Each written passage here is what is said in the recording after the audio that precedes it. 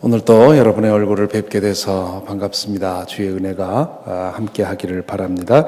오늘 우리에게 주시는 하나님의 말씀은 마태복음 7장 1절부터 5절까지입니다. 마태복음 7장 1절부터 5절까지 말씀 함께 읽겠습니다. 너희가 심판을 받지 않으려거든 남을 심판하지 말아라. 너희가 남을 심판하는 그 심판으로 하나님께서 너희를 심판하실 것이요 너희가 되질하여 주는 그대로 너에게 되어 주실 것이다. 어찌하여 너는 남의 눈 속에 있는 티는 보면서 내 눈 속에 있는 들보는 깨닫지 못하느냐? 내 눈 속에는 들보가 있는데 어떻게 남에게 말하기를 내 눈에서 티를 빼내줄 테니 가만히 있거라 할 수 있겠느냐? 위선자야, 먼저 내 눈에서 들보를 빼내어라. 그래야 내 눈이 잘 보여서 남의 눈 속에 있는 티를 빼줄 수 있을 것이다. 아멘. 6장 19절부터 34절까지의 예수님은 마음과 물질에 대한 말씀을 하시지요. 제자가 그 마음과 물질을 다루는 데 있어서 다른 사람과 다룰라야 한다 하는 그런 뜻으로 여러 가지 말씀을 주셨는데요. 이제 오늘부터 읽는 몇 절에서는 이웃과의 관계의 주제로 바꿉니다. 제자의 차별성은 이웃을 대하는, 사람을 대하는 태도에서 드러나야 된다는 것이지요. 먼저 주님은 너희가 심판을 받지 않으려거든 남을 심판하지 말아라 그렇게 말씀하십니다. 여기 이 심판이라는 말은 번역이 잘 된 말입니다. 헬라어 크리노라고 하는 단어는 아주 약한 의미의 판단하다라는 그런 뜻에서부터 시작해서 비판하다, 정죄하다, 심판하다 등과 같이 강도가 다른 여러 가지 의미를 내포하기 때문에 그렇습니다. 그러므로 그 어감을 제대로 찾으려면 문맥을 보아야 하는데 문맥상 주님은 다른 사람을 정죄하고 심판하는 행동에 대해서 말씀하고 있는 것을 알 수가 있습니다. 다른 사람에게 하나님의 역할을 하는 것을 말하지요. 당시의 율법학자들과 바리새파 사람들이 자주 그렇게 행동했습니다. 그러므로 주님께서는 이 말씀으로서 옳고 그른 것을 판단하는 것을 하지 말라 그렇게 말씀하신 것이 아닙니다. 예수의 제자가 된다는 것은 착한 사람, 선한 사람이 되는 것인 줄로만 생각하는 사람들이 많이 있습니다. 물론 착하고 선하게 사는 것은 중요합니다. 제자의 중요한 덕목이지요. 하지만 옳은 사람이 되는 것도 매우 중요합니다. 도덕적으로 옳고 그름을 따질 줄 알아야 하고 정의와 불의를 분별할 줄 알아야 하고 그리고 불의에 대해서 분노할 줄 알아야 되는 것입니다. 그런데 잘 믿는다는 사람들 중에 많은 이들이 착하기만 하면 된다, 선하기만 하면 된다 생각하는 것 같습니다. 그래서 신앙적으로 교회에서 매우 높이 존경받던 사람이 청문회에 나가서는 여러 가지 숨겨진 비리가 드러나서 망신을 당하는 일이 생기는 것이지요. 안중근 의사가 쓴 논어의 한 구절이 생각이 납니다. 견리사의 견위수명. 이익을 보면 옳은 것이 무엇인지를 생각하고 위험을 보면 생명을 바친다 그런 뜻이지요. 이것은 공자께서 하신 말씀이긴 하지만 예수님의 말씀과 맥을 같이 한다고 믿습니다. 예수의 제자는 자신에 대해, 이웃에 대해 그리고 사회에 대해서 옳고 그른 것이 무엇인지 분별해야 합니다. 그리고 불의에 대해서 목소리를 낼 줄 알아야 하지요. 그것이 그리스도인이 예수 그리스도의 제자가 사회의 등불과 소금의 역할을 하는 그런 것입니다. 그런데 왜 예수님은 그렇게 그런 것이 필요한 줄 알고 또한 그렇게 가르치시면서도 남을 심판하지 말라고 하셨을까요? 옳고 그름을 따지며 사는 것이 제자의 덕목 중에 하나라면 어떻게 다른 사람을 심판하지 않을 수 있겠습니까? 이 말씀을 제대로 이해하려면 적어도 세 가지는 생각을 해야 됩니다. 첫째, 예수님은 여기서 자기 의에 사로잡힌 사람을 두고 하시는 말씀입니다. 많은 율법학자들과 바리새파 사람들처럼 자신은 옳다고 생각하고 자신의 기준으로 다른 사람을 판단하는 그리고 정죄하는 것을 예수께서 말씀하고 계십니다. 그들은 마치 영적 감독관의 면허증을 가지고 있는 듯이 감시의 눈으로 주변 사람들을 살피고는 조금이라도 문제가 되는 일이 있으면 그것을 빅딜로 삼아 문제를 일으키곤 했습니다. 이것이 단지 그들만의 문제가 아닙니다. 우리 모두의 마음에 숨어있는 타락의 증거입니다. 우리는 너무도 쉽게 나는 옳다고 하는 착각에 빠지고 그 기준으로 다른 사람을 판단하는 경향으로 기웁니다.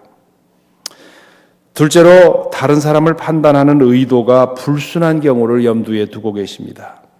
심판하는 그 사람의 유익을 위해서가 아닙니다. 하나님의 정의에 대한 뜨거운 관심 때문도 아닙니다. 그 행동을 통해서 한편으로는 자신의 의로움을 드러내고 싶고 다른 한편으로는 한 사람의 인격이 짓밟히는 것을 즐기는 것이지요.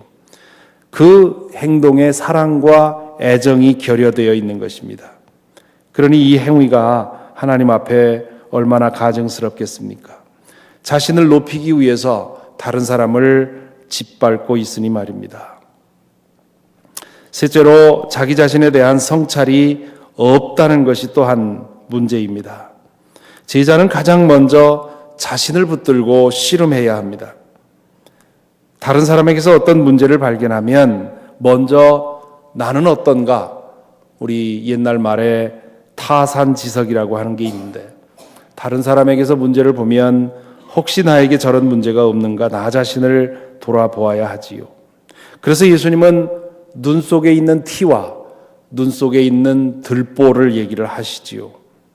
비유를 자주 사용하신 예수님은 과장법도 자주 사용하십니다. 낙타가 바늘귀에 들어갈 수 없다 하는 것도 어마어마한 과장이지요. 그런 말도 안 되는 과장을 하시는 데는 그만한 이유가 있습니다. 오늘 또 다른 사람의 있는 눈 속에 있는 티는 보면서 왜 내 눈 속에 있는 통나무는 보지 못하느냐 그렇게 과장을 하고 계시지요. 우리 속에 있는 잘못을 우리 스스로 관찰한다면 우리 스스로 성찰을 한다면 내 속에 있는 허물이 더 커 보인다는 사실을 강조하기 위해서 이렇게 말도 안 되는 과장을 하신 것입니다. 예수께서는 어찌 이렇게 사람의 속을 잘 알고 계신지요. 죄에 물든 우리 마음의 다이내믹을 어찌 이렇게 자세히 보고 계신지 모르겠습니다. 이 말씀 앞에서 우리는 두 손 들고 항복할 수밖에 없습니다. 내 눈 속에 있는 통나무는 보지 못하면서 다른 사람의 눈 속에 있는 티는 빼주겠다고 하는 그것이 바로 저와 우리 모두의 모습이라고 볼 수가 있습니다. 이 말씀 안에는 아주 엄중한 경고가 숨어 있습니다. 새 번역에서는 너희가 남을 심판하는 그 심판으로 하나님께서 너희를 심판하실 것이요 라고 친절하게 번역해주고 있습니다. 원문에는 너희가 심판하는 그 심판으로 너희가 심판받을 것이요 그렇게 말하고 있습니다. 우리를 심판하는 것이 누구인지 구체적으로 말씀하지 않으셨습니다. 바로 여기에 경고가 숨어 있습니다. 우리가 다른 사람에게 들이댄 그 기준으로 그리고 우리가 다른 사람을 심판한 동일한 태도로 하나님께서 우리를 심판하실 것이라는 뜻입니다. 만일 하나님께서 우리를 냉담하게 무심하게 그리고 차갑게 대하신다면 그리고 우리를 우리 자신의 기준으로 심판하신다면 우리 중 누가 그 심판에서 살아남을 수 있을까요?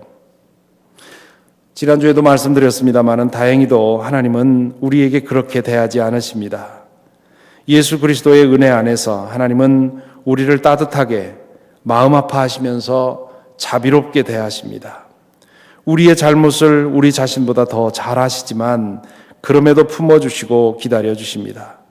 여러 경로를 통해서 우리의 잘못을 깨우치시고 때로 책망도 하시지만 그분의 책망에는 눈물이 담겨 있습니다. 사디스트처럼 냉엄하게 심판하시고 우리가 징계받는 꼴을 보고 즐기는 그런 저승사자가 아니라는 말입니다.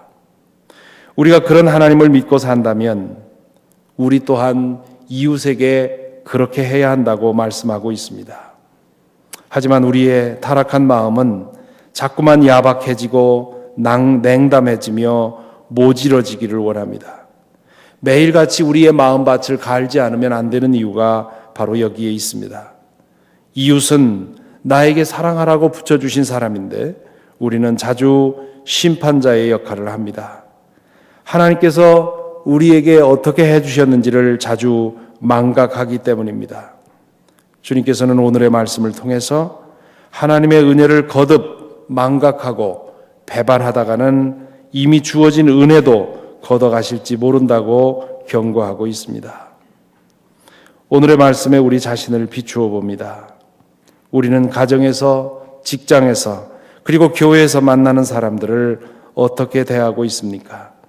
사랑하고 품어주고 기다려주어야 할 이웃으로 대하고 있습니까? 아니면 감시관의 눈으로 주변을 살피면서 잘못을 지적하고 정죄하는 일에 부지런합니까? 우리는 하나님 앞에서 우리 자신의 허물을 성찰하는 일에 얼마나 정성을 다하고 있습니까?